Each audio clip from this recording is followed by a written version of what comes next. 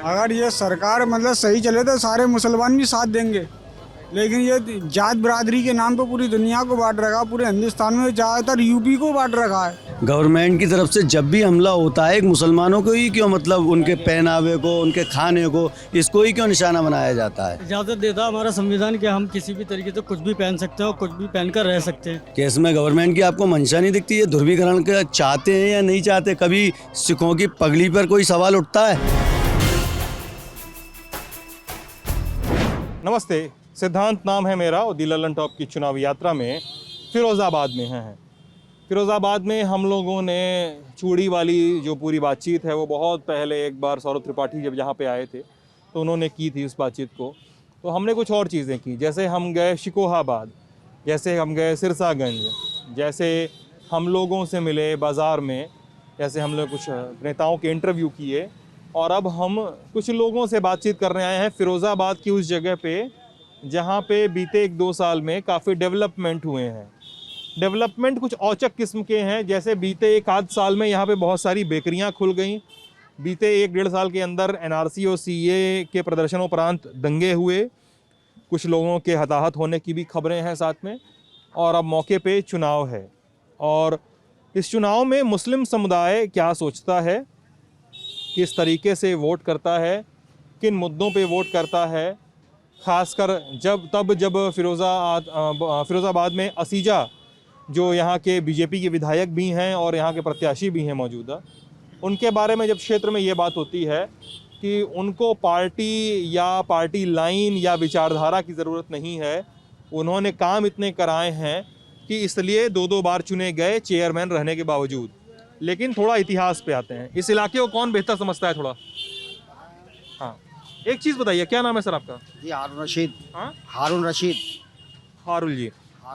हारून जी, ये बताइएगा कि एक चीज़ मैं देख रहा था कि साल भर के अंदर यहाँ बहुत सारी बेकरियाँ खुल गई हैं, और एक साल के अंदर एक या दो नहीं, लगभग दर्जन भर बेकरी है, और सारी इसी लाइन पे नालबंद के इलाके में। क्या कहानी है?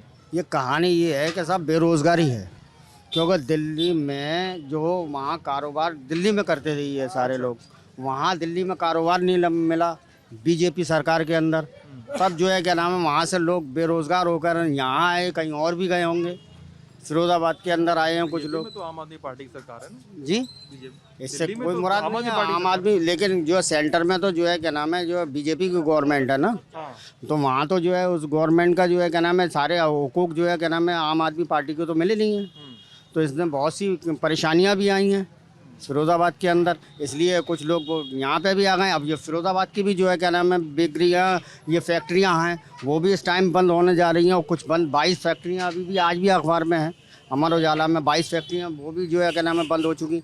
अब ये जो है जाएँ लेबर है तबका है, ये कहाँ जाएँगे? तो कुछ ना कुछ कारोबार ढूंढेंगे, कोई बेकरी ढूंढेगा, कोई कुछ करेगा, कोई रिक्शा चलाएगा, कोई कुछ रिक्शा चलाएगा, या यानी वे कोई और भी काम करेगा।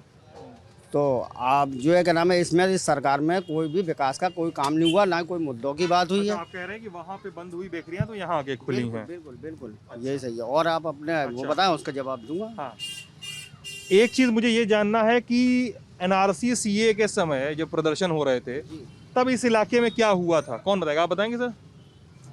एनआरसी के सीए में प्रदर्शन हमारा सिर्फ जो है क्या नाम है मकसद था ज्ञापन देना। किसको? डीएम साहब को। तब की घटना विस्तार में बताइए। घटना स्थल जो है क्या नाम है, यहाँ हम वहाँ से जब जुलूस लेके चले थे लोग बाग जो ज्ञापन देने के लिए, इधर से जामा मस्जिद की तरफ से, जामा मस्जिद की तरफ से यहाँ तक आए, चौकी तक, नालबंद चौकी तक, समझे? तो यहाँ जो प्रशासन ने उन्होंने रोकने की कोशिश करी ज्ञापन देने की। अब उसमें क्या हुआ, हाथापाई किससे हुई, पुलिस ने आगे अपने ज्ञापन लेने से मना किया, क्या किया, तो उसमें जो है क्या नाम है जो भी हादसा हुआ उसके बाद में जो है क्या नाम है वो दंगा हो जाता है। बस इसके अलावा जो है क्या नाम है वो एनआरसी के प्रोटेस्ट में जो है लोग खड़े हुए थे देने के लिए कि हमें अपना जो है मकसद बताइए, तो वो ज्ञापन लेने से उन्होंने उस पर लाठीचार्ज की पुलिस ने, इसलिए वो दंगा हो गया एनआरसी में, जो कि कुछ हताश भी हुए, कुछ जाने भी गई। जाने गई थी टोटल उस समय?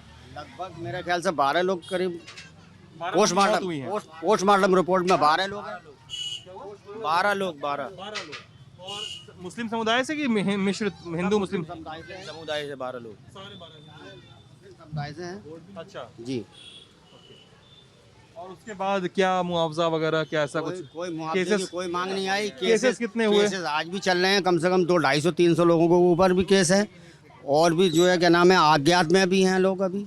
अब उससे जो है क्या नाम है प्रशासन मुआवजा भी, यानी हमारी जो है इस टाइम जो बीजेपी जो गवर्नमेंट है वो मुआवजा और मांग रही है मुस्लिम समुदाय के लोगों से कि जो है क्या नाम है जो है इसका सरकार का जो नुकसान हुआ है जो उसमें है नुकसान की भरपाई करवाना चाहते हैं। नुकसान की भरपाई करवाना चाहती है। तो ये कहाँ जो है क्या नाम है ये विकास की बात करते हैं, ये कहाँ यहाँ पे कि हम सबका साथ सबका विकास, उसमें सबके साथ सबके विकास में ये लोग तो क्या जब हमसे मुआवजा लिया जा रहा है तो और हमसे सारी चीज़ें की जा रही हैं तो ये कहाँ हमारे लिए तो एक जो है क्या नाम है अलग से वो हो गया ना, ये मतलब अलग वो क्या कहते हैं उसको अलग जो है क्या नाम है मैटर हो गया। एक जो है क्या नाम है समाज मुस्लिम अलग खड़ा हुआ है और जो है वो जो है क्या नाम मुसलमानों पे अत्याचार किए चले जा रहे हैं। ये तो अत्याचार ही मानेंगे हम तो मुसलमानों पे, जब वो जो हम पे केस भी लगा रहे हैं और जो है क्या नाम है कि ये मुसलमानों पर अत्याचार है सरकार का जी, हुकूमत का सरकार का जो यहाँ गवर्नमेंट है बीजेपी गवर्नमेंट है जो उत्तर प्रदेश में, उसका अत्याचार है हम पर, क्योंकि हमसे मुआवजा भी लिया जा रहा है, हम पे केस भी चल रहे हैं और हमारे ही लोग आज जो है क्या नाम है उसमें प्रोटेस्ट में जो है क्या नाम है मारे गए हैं लोग। जो उनका कहना है कि भाई हम लोग तो सरकारी संपत्ति को आप नुकसान पहुंचाएंगे, बसें जलाएंगे या कुछ भी करेंगे तो हम मुआवजा लेंगे, जो उनके तर्क होते हैं। सरकारी संपत्ति को तो जो है किसानों ने भी नुकसान पहुंचाया, उनसे मुआवजा क्यों नहीं लिया जा रहा? और भी जगह कई चीज़ें ऐसे हुए हैं। ये दुरुपयोग क्यों मुसलमानों के साथ में दुरुपयोग सरकार का क्यों?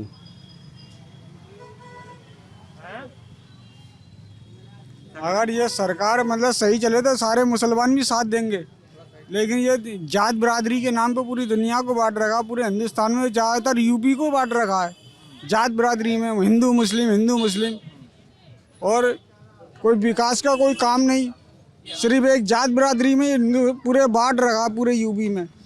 अगर जात बिरादरी छोड़ें, अगर एक साथ काम करें तो फिर हमें टेंशन ही क्या है, हम तो बीजेपी के साथ देंगे। नहीं बीजेपी का साथ क्या दें, हिंदू मुस्लिम में और ज़्यादातर मुसलमानों को टारगेट बनाया जा रहा है इस मामले में, तो ऐसा क्यों कराया जा रहा है? एक समुदाय को टारगेट क्या बोल रहे हैं? देखिए बदलाव चाहती है जनता, जनता के अंदर जो है बदलाव का जो है सपा की टोपी पहने हुए हैं तो बदलाव की बात करबे करेंगे। नहीं, सपा से मतलब नहीं है, ये तो हमने इस इलेक्शन की वजह से ही लगाया है। हम भी ये चाहते हैं कि लोग जागरूक हों, हम भी ये चाहते हैं लोग जागरूक हों, क्योंकि सपा ने जो अपने जो है उसमें सरकार में जो कार्य किए थे वो बहुत अच्छे कार्य थे। हम कुछ बुजुर्गों से कुछ सुन ले, भाई साहब सुनो यार, सुन लीजिए, थोड़ा बुजुर्ग लोग हैं जो ज़्यादा आप लोगों से सीनियर हैं, ज़्यादा ज़हीन निगाह रखते होंगे चीज़ों पे, ज़्यादा अच्छे से राजनीति को समझते होंगे, तो मैं उनसे भी बात करेंगे। क्या नाम है सर आपका? अब्दुल रईस अजीज। क्या करते हैं सर आप? हम सब्जी दुकान करते थे, खत्म कर दी है। क्या करते थे? सब्जी की दुकान। सब्जी की दुकान करते थे? कहाँ पे? रेल भट्टी पे। अच्छा, और ख़त्म क्यों, कब से किए हैं? खत्म हो गई, करीब 10 साल करीब हो गई। हाँ? 10 साल करीब हो गई। 10 साल से क्यों ख़त्म क्यों कर दिए? अब वो बंटवारे हुए, घर के दुकान खाली हो गई, हाँ। इसलिए बंटवारे कर दिए। और अब क्या कर रहे हैं? अब तो कुछ नहीं कर रहे, कमाई दवाई कैसे चल रही है, खाना पीना? बस बच्चे काम करते हैं कारखाने करते में। हैं चूड़ी के काम में। हाँ। अच्छा, ये एक चीज़ बताइए कि इधर फिरोज़ाबाद वगैरह के इलाके में, ख़ासकर इस इलाके में जहाँ के बारे में कहा जाता है मुस्लिम और यादवों की पॉलिटिक्स ज़्यादा होती है, तो मुस्लिम समुदाय की समस्याएं क्या हैं, क्या दिक्कतें हैं? इस सरकार से ही नहीं, पुरानी सरकारों से भी चली आ रही लंबे समय से, किसी सरकार कोई भी आई, भले ही आपका वोट लेकर आई नहीं आई, लेकिन वो समस्या बनी रही, वो दिक्कत बनी रही। ऐसी समस्याएं क्या हैं? समस्या क्या है यहाँ पे? तो एक तो बिरादरवाद फैलता है। बिरादरवाद चलता है, बिरादरवाद। अच्छा, बिरादरवाद में ये भटक हो जाती है, मतलब कोई छीसगर है और पठान है, अलवी में तो फकीर कहा जाता है। अभी फकीर ले आया वोट, हम इसको कैसे दे दें, ये विवाद चल रहा है यहाँ पे। नहीं, वो जो बात है वो सही बता रहे हैं हम, जो विवाद कैसा होता है यहाँ पे, बिरादरवाद पे ज़्यादा चलता है यहाँ। अब अजीम भाई ले आए तो अजीम भाई को वोट दे दिया, अब वो नसीर ले आए उनको वोट दे दिया, अभी तीसरा आ गया, तो इसमें वजीते चल रहा है। ये कटोरा फकीर है। अच्छा, ये हम चीज़ कई लोगों से अभी जैसे आप लोगों से बातचीत कर रहे हैं, लेकिन इसके पहले 45 मिनट से हम लोग ये पूरा मार्केट घूम रहे थे और हमसे कई लोगों ने मिले, कई लोगों ने बताई ये बात कि यहाँ पे एक बड़ा झगड़ा है फिरोज़ाबाद में।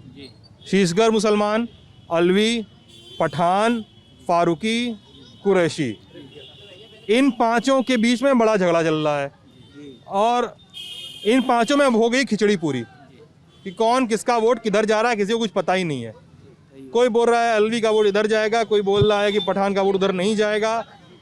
स्थिति क्या है? क्या मुसलमान की मुस्लिम समुदाय के भीतर जो अलग अलग ग्रुप होते हैं, जैसे यादवों में भी होता है, गोसी और कंवरिया, हाँ, हर जाति में होता है, तो मुस्लिम समुदाय में ये जो अलग अलग ग्रुप हैं, इनकी क्या स्थिति है राजनीतिक रूप से, जैसा अंकल जी बता रहे थे अभी? सर मतलब इनकी, मेरा नाम अजहर अहमद है सर। इनकी मतलब ये मतलब इतने बड़े इशू नहीं है ये, समझे ना। मतलब मेन समस्या तो ये है कि मुसलमानों को अभी तक जब से ये राजनीतिक पार्टी आई है, मुसलमानों की तरफ ना तो एजुकेशन की तरफ ध्यान दिया जाता, ना उनके रोज़गार की तरफ ध्यान दिया जाता, समझे। तो लोग इलिटरेट ज़्यादा हैं मुसलमानों में, थोड़ी से शिक्षा की तरफ उनका ज़्यादा रुझान नहीं है, इसलिए वो इन लोग छोटी छोटी बातों में बढ़ जाते हैं। लेकिन मेन जो वजह है, यहाँ मुसलमानों को उनके विकास की तरफ कुछ सोचा ही नहीं जाता, शिक्षा की तरफ कभी ध्यान ही नहीं दिया जाता। कोई भी पार्टी आ जाता, शिक्षा की तरफ तो इतना पिछड़ा हुआ है मुसलमान, जिससे मतलब वो आगे के लिए अपने भविष्य के बारे में आगे सोच नहीं पाता। ठीक है, अब लेकिन आपका सवाल सुन लिया, आपका जवाब सुन लिया, लेकिन जो सवाल मैंने पूछा है उसका जवाब कौन देगा यहाँ पे? कोई जो मुसलमानों के बीच में 4-5 अलग अलग जातियां हैं, अलवी हो गए, कुरैशी हो गए, पठान हो गए, आपसी मैटर है। आप विकास के मुद्दे की बात करिए। मैटर है यार, आप ऐसी बात कर रहे हो। आप शिकोहाबाद जाओ, आप नहीं सुनिए, आप शिकोहाबाद सिरसागंज जाओ, वहाँ के सुनिए, एक मेरी बात तो सुन लीजिए। जो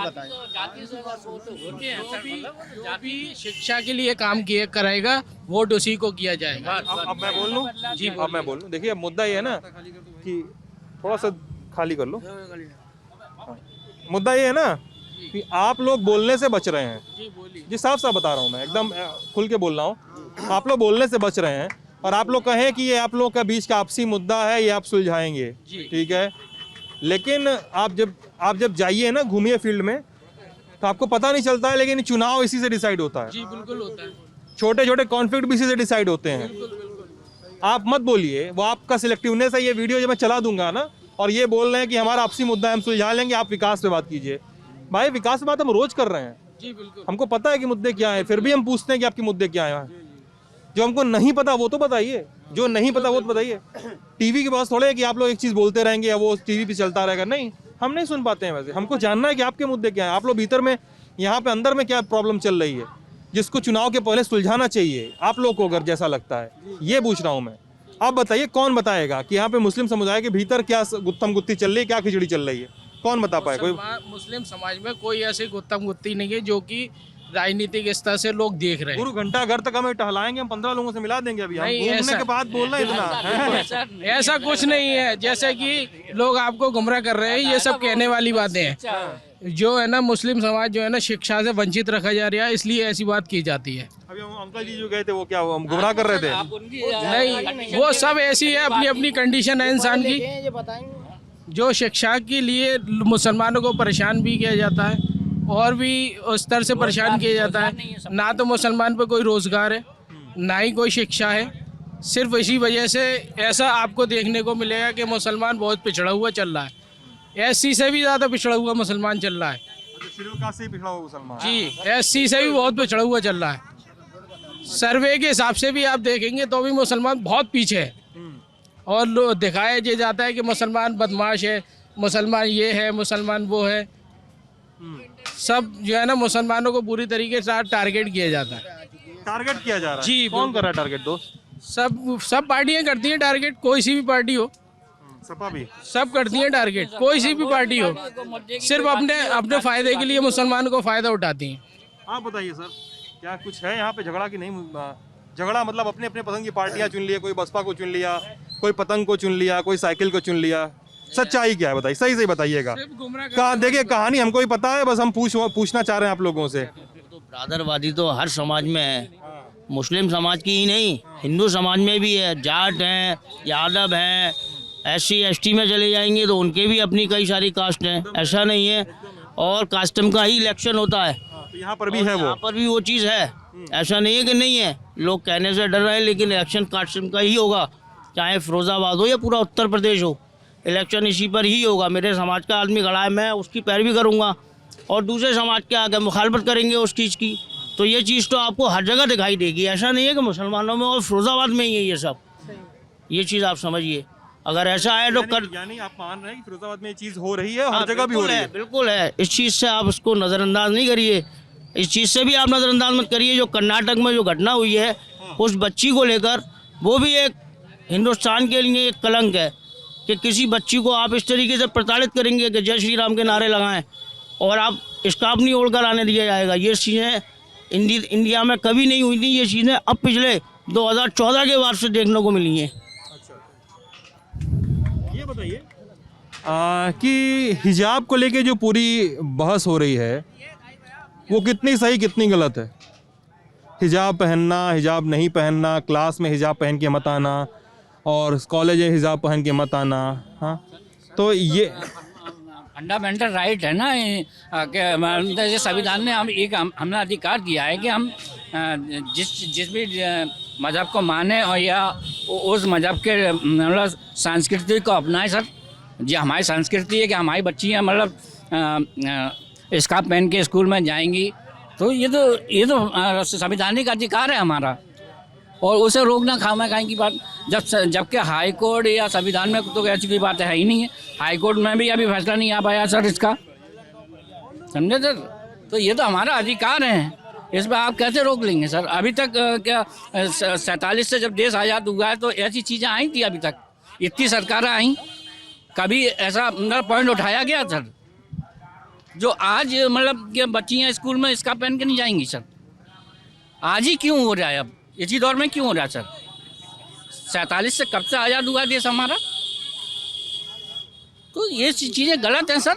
संविधान ने अधिकार दिया है और भी पार्टियां आई, बहुत सी रूल सरकार चलाई, संस्कृति है। है ये तो। आप अपने क्या लिबास पहनेंगे, हम क्या लिबास पहनेंगे, ये आप तय थोड़ी करेंगे, ये हम तय करेंगे। अच्छा आप एक चीज़ बताइए मुझे, क्या हुआ? अच्छा एक चीज़ मुझे बताइए कि मैं कुछ लोगों से बात कर रहा था, ऐसे ही मेरे परिचित हैं, पुराने मित्र हैं, तो उन्होंने कहा कि यार हिंदुओं में एक समय थी सती प्रथा, कितने लोग जानते हैं? हाँ, सती प्रथा बंद हो गई, ज़रूरी थी बंद होना, इसलिए हिजाब बंद करने में समस्या क्या है वो पूछते हैं हमसे। हमने बोला कि भाई मैं अगर जाऊंगा किसी मुस्लिम इलाके में या मुस्लिम आबादी से बात करूंगा तो मैं उनसे पूछूंगा कि अगर हिजाब बंद हो रहा है तो इसमें क्या समस्या कोई दिखाई देती है आपको अगर बैन किया जाता है तो। मैं पूछना चाह रहा हूँ, मैं कोई वो नहीं कर रहा हूँ, मैं पैरवी नहीं कर रहा हूँ कि किया जाए ना किया जाए। मेरा तो मगर मैं पर्सनली पूछे तो मेरा मैं कहूँगा जिसका जो मन वो करे वो पहने, ठीक है।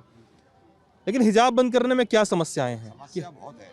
समस्या ये है कि हमारे कुरान में लिखा हुआ है पर्दा है, तो हम अपनी कुरान से ही चलेंगे, किसी संविधान से तो चलेंगे नहीं। संविधान से चलेंगे नहीं? चलेंगे संविधान से, मगर हमें हक मिला है संविधान से कि हम अपने कुरान का पालन करें, तो इसलिए हमारे लिए बहुत ज़रूरी है। फिसलते बच गए थोड़ा आप।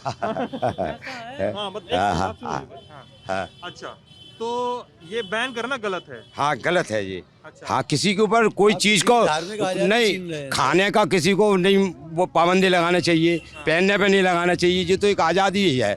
जो चाहे वो खाए, जो चाहे वो पहने, जो चाहे, कोई किसी के लिए कोई पाबंदी होना नहीं चाहिए, ये गलत है। और कोई लड़की अपने मन से हिजाब न पहन कर जाना चाहे तो उसकी मर्जी है, उसके लिए कोई रोक नहीं है, उसके लिए कोई रोक नहीं है। तो लड़कियां अपने हिसाब से वो तो स्कूलों में भी बहुत सी जाती हैं, कायदे से जाती हैं, कुछ विदाउट भी जाती हैं, बिना पर्दे के भी जाती हैं, तो उनके लिए कोई रोक, कोई ज़बरदस्ती नहीं है। अरशद अंसारी नाम है मेरा सर। ऐसा है, ये हमारा फंडामेंटल राइट है, ये हमारा मौलिक अधिकार है, जिसको संशोधन करने का भी हक नहीं है। अगर संसद चाहे तो उसमें संशोधन भी नहीं कर सकती है, ये मौलिक अधिकार है। अगर कोई लड़की हिजाब अपना रही है तो वो कर सकती है। अगर कोई लड़की नहीं चाहती है तो वो बिना हिजाब के भी रह सकती है। हम किसी के ऊपर ये थोप नहीं सकते कि आपको हिजाब में रहना है या नहीं रहना है। ये राइट टू रिलीजियस के अकॉर्डिंग आता है। तो इसमें किसी के ऊपर भी हम किसी को इसको अंडर प्रेशर नहीं कर सकते, और इसको अगर प्रेशराइज कर सकते हैं तो वो इसके लिए कोर्ट में भी अपन जा सकते हैं, जिसके लिए ये याचिका रेट फाइल है। तो हम लोगों को चाहिए ये कि इसमें सपोर्ट में आना चाहिए। ये शिक्षा के लिए, शिक्षा को रोकने के एक प्रोपगंडा बनाया जा रहा है। जिस तरीके से मुस्लिम लड़कियां शिक्षा को अपनाना चाहती हैं, आज शिक्षित होना चाहती हैं, आगे बढ़ना चाहती हैं, और आज आप देख रहे हो कि पूरे उत्तर प्रदेश के अंदर, पूरे भारत के अंदर जो आज जो पढ़ाई को लेकर के आगे बढ़ रहे हैं लोग, उसमें भी, और इलेक्शन टाइम है ये मोदी गवर्नमेंट चाहती है। जिस तरीके से मोदी गवर्नमेंट ने रेल बेच दी, LIC बेच दी, सड़क बेच दी, किले बेच दिए, कुल मिला के वो सब कुछ बेचने पे लगे हुए हैं, और सब कुछ बेचने पे लगे हैं। ये ध्रुवीकरण करना चाहते हैं वोटिंग का।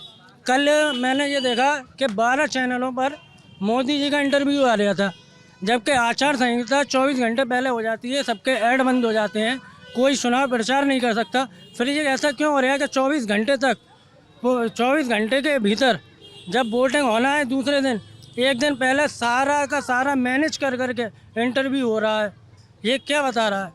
इसमें कोई चुनाव आयोग संज्ञान नहीं ले रहा। कुल मिलाकर के संविधान को ख़त्म करने की राजनीति हो रही है। जिस तरीके से बीजेपी अपनी राजनीति कर रही है, वो चाह रही है कि दलितों के साथ, मुस्लिमों के साथ भेदभाव हो। मनुस्मृति के अकॉर्डिंग, जिस तरीके से बाबा साहब भीमराव अम्बेडकर ने कहा था कि संविधान ने आपको इंसान कहा है और मनुस्मृति ने आपको शूद्र और अछूत कहा है, इससे बचो। ये चीज़ है। आज हम लोगों को एक होना चाहिए और बीजेपी के खिलाफ खड़े होना चाहिए। और जिस जहाँ दिख रहा है कि जो बीजेपी के खिलाफ क्यों एक होना कोई दिक्कत की बात नहीं, लेकिन एक होके किसी खास पार्टी के खिलाफ खड़े होना, क्योंकि उसकी नीतियाँ सर हिंदुस्तान को विखंडन करने का कार्य कर रही हैं। आज देख लो अरुणाचल प्रदेश, चाइना का कब्जा है। अभी हम जाना पड़ेगा, अरुणाचल प्रदेश में हमारा देश है, वहाँ पर हमें चीन का वीज़ा लेना पड़ेगा। 600 से ज़्यादा गाँव में आज चाइना का कब्जा है। आप क्या देखेंगे? हमारे जो नागरिक हैं भारत के, वो किडनैप किए जा रहे हैं और चाइना गायब कर रहा है, जिसमें ना मोदी जी कुछ बोलते हैं, ना राष्ट्रपति कुछ बोलते हैं, ना सुप्रीम कोर्ट का संज्ञान लेता है। जिसमें अगर कोई बोल रहा है तो वो विपक्ष बोल रहा है, और ओवैसी साहब बोल रहे हैं, और अखिलेश यादव बोल रहे हैं। एक चीज़ बताइए, आप कोई भी बताए, आप ही बता दीजिए। अरे पूछने तो दीजिए। इन्होंने कहा कि बीजेपी के खिलाफ लामबंदी ज़रूरी है। ठीक है, वो आपका मसला है, वोटरों का मसला है। मेरा सवाल अभी भी थोड़ा वहीं टिका हुआ है जिस पे मैं हिजाब पे बात कर रहा था, क्योंकि एक बड़ा मुद्दा है और देश जानना चाहता है कि मुस्लिम समुदाय क्या सोचता है। ठीक है, पार्टी क्या बोल रही है, मीडिया क्या बोल रहा है, ट्विटर पे नेता क्या कह रहे हैं, टीवी पे आके नेता लोग क्या कर रहे हैं, वो मुद्दा नहीं है। समुदाय के भीतर लोग जो रोज़मर्रा काम करते हैं, जो कल वोट करने जाएंगे, कहीं एडमिशन लेने जाएंगे, कहीं अस्पताल जाएंगे, वो क्या कहते हैं। देखिए, एक चीज़ जो है, एक थोड़ा सा अगर आप मुस्लिम इलाकों में जाएँ देश के, तो आपको सड़कों पे महिलाएं अक्सर हिजाब में ही लेट मी कंप्लीट प्लीज़, उसके बाद आप जवाब दे दीजिएगा। तो मुस्लिम महिलाएं अक्सर हिजाब में दिखती हैं। ठीक है, हिजाब में दिखती हैं। तो ये एक टिपिकल माइंडसेट बनता है लोगों में कि मुस्लिम घरों में महिलाओं का हिजाब में ही होना ज़रूरी है। हाँ, तो सही होना चाहिए। और वो इलाकों में भी, एक सेकंड भाई, और इलाकों में भी नहीं निकलना चाहिए उन्हें बिना हिजाब के। कॉलेज वॉलेज में भी नहीं जाना चाहिए। आपने कहा कि जिसका जो मन करे वो पहने, आप क्या कहेंगे इस पे? मेरा मन ये कहता है, मैं तो ये चाहता हूँ। क्या नाम है सर आपका? मेरा नाम ज़हीनुल इस्लाम नाम है। मैं ये कहना चाहता हूँ। क्या करते हैं आप सर? मैं इमारती काम करता हूँ। इमारती? जी हाँ, मकान बिल्डिंग बनाता हूँ। जी हाँ, मिस्त्री हूँ। मेरा ये कहना है, जो है लड़कियों को स्कूल में जो मना कर रही है, ये गलत है, बिल्कुल गलत है। मुसलमान जो है, मुसलमानों का मजहब है, हमारा मजहब के हिसाब से तो होना चाहिए उसको। हिजाब बिल्कुल पूरा होना चाहिए। ये है, घरों में भी, बाहरों में भी, सब में भी अपना एक पर्दा है। हम लोगों का एक पर्दा है। जो नहीं पहन रही हैं वो बच्चियाँ, छोटी बच्चियाँ, उनको पहनना चाहिए। हाँ, वो भी पहनती हैं। अगर एडल्ट हो गई तो पहनना चाहिए फिर? पहनना चाहिए उनको, अभी पहनना चाहिए। मुस्लिम समाज को पहनना चाहिए सबको। हाँ? क्या बोल रहे हैं? सबको पहनना चाहिए, मुस्लिम औरतों को, सबको, लड़कियों को, सबको पहनना चाहिए। जो न पहनना चाहे तो क्या करेंगे, मैं ये जानना चाह रहा हूँ। अरे उनको भी पहनना चाहिए, उनको ही पहनना चाहिए। जी हाँ। एक छोटा सा भाई साहब, एक सेकंड, एक छोटा सा बच्चा बार बार यहाँ पे आ रहा है जो बार बार ना कैमरे को डिस्टर्ब कर रहा है, तो थोड़ा देख लीजिए प्लीज आपको। हाँ, हाँ, सर पहली बात तो हमारा नाम मोहम्मद असजद है। हाँ। हाँ, और पहली बात तो ये हमारा संविधान हमें इजाज़त देता है अरे सर, भाई ऊपर कहाँ चढ़े हो, नीचे आ जाओ। इजाज़त देता है हमारा संविधान कि हम किसी भी तरीके से कुछ भी पहन सकते हैं और कुछ भी पहनकर रह सकते हैं, ठीक है। और अगर हमारी घर की बच्चियां या लड़कियां और हिजाब पहनती भी हैं तो उसमें किसी को दिक्कत क्या है, पहली बात तो ये। और हिजाब से तो मतलब सर ये है कि एक लॉलीपॉप ले लीजिए या आप कोई टॉफ़ी ले लीजिए, अगर आप टॉफ़ी को किसी को खुली करके रखेंगे तो उसके पास काफ़ी सारी चींटियाँ लग जाएंगी। एक मतलब जो खुली होगी, खुली चीज़ें अनसेफ है, और जो ढकी हुई है पर्दे में तो वो सर चीज़ सेफ़ है। तो बस इसलिए हमारा भी ये कहना है कि बस बुर्का पहने, हिजाब पहने, और कोई इसमें दिक्कत नहीं है, कोई बुराई नहीं है सर। और जो नहीं पहनती हैं उन्हें भी पहनना चाहिए, उन्हें भी नकाब में रहना चाहिए, क्योंकि एक लड़की के लिए उसकी इज्जत से ज़्यादा और कुछ नहीं है सर। मेरी बात शायद आप लोग को थोड़ी, मेरी बात शायद आप लोग को थोड़ी सी, किसी को थोपते नहीं है जैसा मैं एक सेकंड क्वेश्चन समझ में आ गया। अब मैं भाई अब मेरी बात शायद थोड़ी आप लोग को हो सकता है बुरी भी लगे, लेकिन मैं जो कहूँगा मैं थोड़ा अलग दृष्टि से कहूँगा। हो सकता है मेरा कहना किसी के लिए भी गलत हो सकता है, क्योंकि मैं न मुस्लिम हूँ न इतना करीब से आप लोग का जीवन देखा है। मैं सवाल पूछ के ही समझता हूँ जो समझ सकता हूँ, ठीक है। मेरे हिसाब से किसी भी धर्म की महिला जो चाहे वो पहन सकती है, चाहे वो घर में पहने, चाहे अपने मोहल्ले में पहने, चाहे अपने कॉलेज, अपने ऑफिस या जहाँ मन हो वहाँ पहने। वो वयस्क है या अवयस्क है वो मुद्दा नहीं है मेरे हिसाब से। मुझे ये लगता है, आप कह रहे हैं कि नहीं पहनती तो उन्हें पहनना चाहिए। अंकल जी भी गए थे जो राजमिस्त्री थे, वो भी कह रहे थे कि नहीं पहनती तो पहनना चाहिए, पहनना क्योंकि धर्म का है। मुझे ऐसा लगता है। हो सकता है आप लोग हो सकता है आप लोग डिसएग्री करें इससे, हो सकता है आप लोग डिसएग्री करें इससे, मेरी बात से आप लोग असहमत हो, लेकिन मेरा यह सोचना है। क्या कर रहे थे दोस्तों, हाँ बताओ। आपका क्या सोचना है, ये आपकी थिंकिंग है, ये हमारे रिलीजियस के अकॉर्डिंग नहीं इसलिए है। मैंने कहा दोस्त, इसलिए मैंने दोस्त कहा कि ये मेरा सोचना है कि जो हमें फंडामेंटल राइट्स दिए गए हैं उसमें ये है कि हम टोपी भी पहने, हम दाढ़ी भी रख सकते हैं। राइट टू रिलीजियस में यही है, हमें अपने धर्म के रिलीजियस एक्सप्रेशंस। हाँ, उसमें ये है कि हम अपने धर्म के प्रसार के लिए कहीं भी आ जा सकते हैं और अपने धर्म के लिए लोगों को जोड़ भी सकते हैं, कह भी सकते हैं। ये हमें एक फंडामेंटल राइट भी है, कानूनी अधिकार है। अगर हमारी बेटी अगर हिजाब अपना रही है तो ये उसकी मर्जी है, क्योंकि हमारे रिलीजियस में ऐसा है पर्दा। एकदम बात, तुम्हारी बात ठीक है। अगर हमारी नहीं अपना रही है ऐसा, अभी आपने देखा होगा ए.आर. रहमान साहब की 2 बेटियां हैं। ए.आर. रहमान साहब की 2 बेटी हैं, एक बेटी बिना हिजाब के रहती है और एक बेटी हिजाब के साथ रहती है। फोटो बड़ी वायरल हो रही है ना। जी जी। तो उसमें आपने ये देखा होगा वो किसी को थोप नहीं रहे, अपनी एक बेटी को प्रेशराइज नहीं कर रहे हैं कि आपको भी हिजाब में रहना। ऐसा मुसलमानों में नहीं है कि प्रेशराइज किया जाता है, लेकिन हमारे जो धर्म में है पर्दा बहुत अहम चीज़ है, और दुनिया की हर चीज़, हर कीमती चीज़ पर्दे में ही रहती है। चाहे हमारा जो इस्लामिक आधार पर देखें मक्का मदीना, उसके भी ऊपर गिलाफ चढ़ता है। तो इसी तरीके से हर कीमती चीज़ को पर्दे में रखा गया है, खाने को भी ढक के ही रखा जाता है, ना कि खोल करके। ये टॉफी की बात भी कर रहा था, टॉफी खुली तो ऐसा ही बताते हैं कि जैसे हर कीमती चीज़ को पर्दे में रखना चाहिए, अगर पर्दे में नहीं रहती तो वो कीमती नहीं रहती है। तो हम अपनी औरतों को बहुत कीमती और बहुत ही ज़्यादा उनको मतलब अपने धर्म में महत्वपूर्ण समझते हैं, और उसके साथ साथ बहुत मान्यता देते हैं। जिस तरीके से अदर रिलीजियस में लड़कियां सभी शिक्षित हैं और शिक्षा लेना चाहती हैं, उनको किसी भी जैसे कहीं से भी निकलती हैं, अगर कोई कमेंट भी पास करता है तो वो ये देखता है कि लड़की किस टाइप की है, वो ये नहीं देखते किस रिलीजियस की है। समझते हो, अगर लड़की पर्दे में रहती है तो इन सब बुरी बातों से बचती है। और जिस कॉलेज की वो बच्ची है, जिसको अभी आपने देखा होगा मुस्कान खान नाम है, उस लड़की ने जब उसके पीछे 100-150 भगवाधारी जो भगवा अंगोछा डाल करके जय श्री राम के नारे लगा रहे हैं, जो आउटसाइडर्स थे, ना कि कॉलेज के थे, जबकि कॉलेज प्रशासन उसको ये अलाउड करता है कि वो कॉलेज में हिजाब के साथ आ सकती हैं, क्लास दे सकती हैं। तो इस तरीके से गुंडागर्दी का माहौल बनाया जा रहा है। उनके खिलाफ कंप्लेन होना चाहिए, FIR होना चाहिए। और हाई कोर्ट से तो देखो, हाई कोर्ट संविधान की अकॉर्डिंग चल रहा है। अगर संविधान के अकॉर्डिंग ही हमें उम्मीद है कि फैसला आएगा जिसमें हमारी रेट फाइल है वो अच्छा आप कुछ बोल रहे थे, सॉरी आप कुछ बोल रहे थे, क्या नाम है सर आपका? मेरा नाम मोहम्मद अतीक है क्या करते हैं दोस्त आप? जी। मेरा वैसे ही मजदूरी करता हूँ, मजदूरी करता हूँ मजदूरी करते हैं जी। बताइए क्या बोल रहे थे आप? जी। मैं तो ये कहना चाहता था, ये गवर्नमेंट की तरफ से जब भी हमला होता है एक मुसलमानों को ही क्यों, मतलब उनके पहनावे को, उनके खाने को, इसको ही क्यों निशाना बनाया जाता है?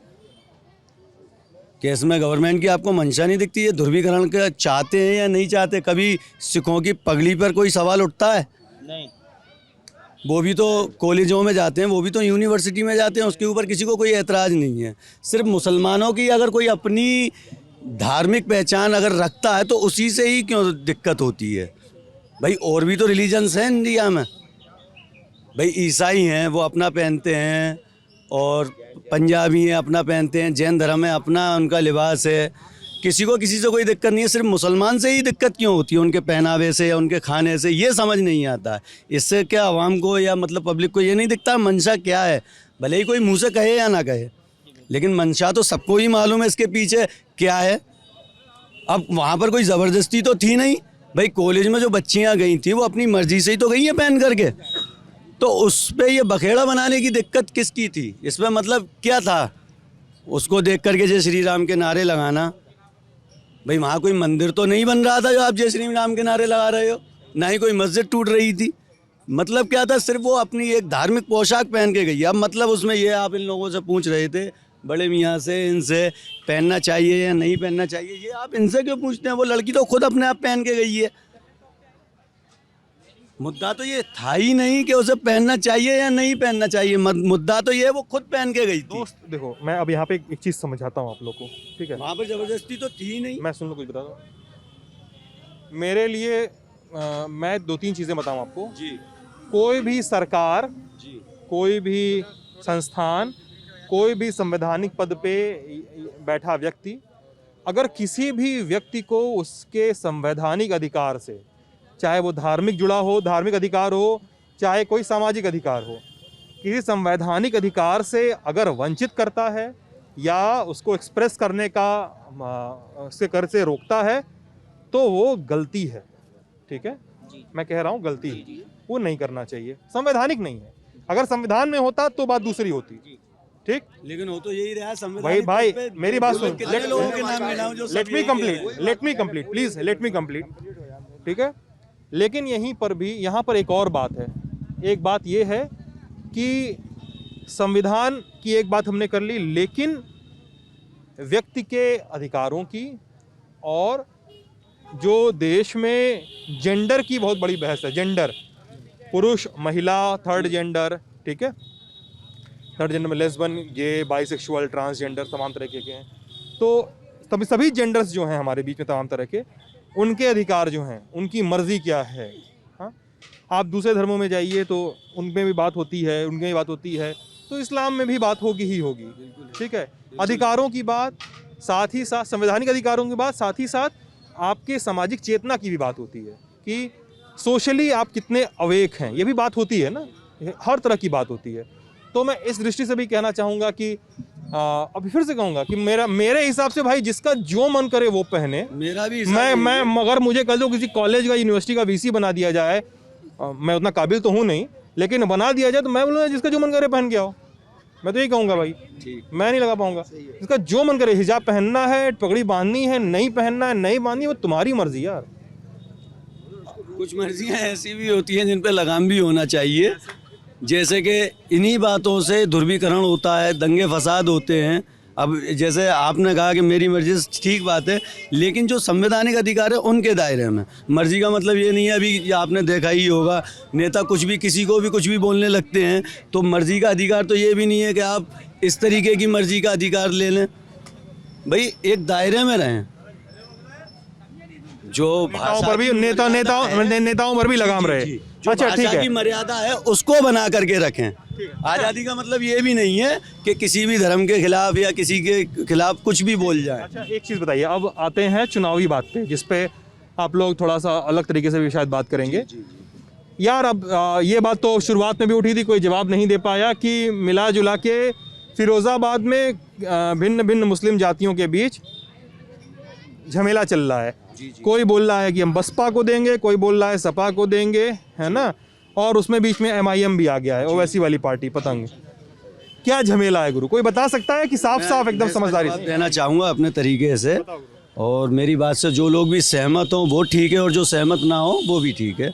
मेरा मानना तो सिर्फ ये है, ना MIM ना BJP ना सपा, मतलब जिसको अगर आपको एक कैंडिडेट देख करके वोट करें, अगर आपका कैंडिडेट अच्छा है तो आप सिर्फ उसको वोट दें। आप सब पार्टी से या उससे या धार्मिक आधार पे या मतलब जातीय आधार पर किसी को वोट ना करें। अगर आपको ये लगता है कि नहीं ये शख्स हमारे वोट का हकदार है, ये हमारे जनता के या लोगों के काम करता है, उसको वोट दें। जातीय या धार्मिक आधार पर वोट ना करें, विकास के आधार पर वोट करें, ये ज़्यादा बेहतर रहेगा फिरोज़ाबाद के लिए और फिरोज़ाबाद की जनता के भी लिए। बस मेरी बात खत्म। आप और लोगों से मशवरा कर विकास के मुद्दे पे बात हो रही है। और ठीक है, 17 में यहाँ से असीजा जी विधायक बने, 12 में भी बने थे, उसके पहले चेयरमैन थे, और कहा जाता है कि जितने वोट से वो जीते, मतलब मुस्लिम समुदाय का भी वोट अच्छा खासा मिला उनको। हाँ जी बिल्कुल, अच्छे आदमी हैं सीए जी, और सबका काम करते हैं। पार्टी से नहीं मतलब, अगर वो निर्दलीय भी खड़े होते हैं तो सीए जी को वोट देते हैं, ऐसा नहीं है, वो विकास के पे काम करते हैं। बहुत बढ़िया आदमी है सीए जी, कोई ऐसी जी असीजा जी बहुत बढ़िया आदमी है, निष्पक्ष बहुत अच्छे आदमी है। और लेकिन बीजेपी के लीडर हैं ले। हाँ, थोड़ा सा वो जरा कुछ ऐसा बोलते हैं, हम बता नहीं सकते आपको। आप जो कहते हैं कि 70 साल में हिंदुस्तान में कुछ नहीं हुआ, तो 70 साल से पहले रेलें नहीं थी, हवाई जहाज नहीं थे, सड़कें नहीं थी, क्या नहीं था? तो और जो हुकूमत कर गए तो सब था, मोदी के आने से ही सारा कुछ हो गया। ये आप बताइए, हर चीज़ थी, कोई मतलब ऐसा तो है नहीं है कि ये आ गए 7 साल से तो सब कुछ हिंदुस्तान का बिल्कुल दायरा ही बदल गया, मगर ऐसा नहीं है। समझ तो इस बातचीत को बंद करते हैं, इस नोट पे बंद करते हैं कि तमाम सरकारों को, तमाम संस्थाओं को और तमाम संवैधानिक पदों को ये पता होना चाहिए कि हमारे देश में संविधान भी है, हमारे देश में संवैधानिक अधिकार भी हैं, जिनका पालन होने देना, जिनका निर्वहन होने देना और समाज संविधान के दायरे में चलता रहे, ये इन सभी लोगों की जिम्मेदारी है और समाज की भी जिम्मेदारी बनती है। समाज के नियम किसी खास व्यक्ति, किसी खास समुदाय, किसी खास जेंडर, किसी खास धर्म, किसी खास जाति के दमन का और उसके अवमूल्यन का भी कारण न बने। आप लल्लन टॉप देख रहे थे, बहुत बहुत शुक्रिया।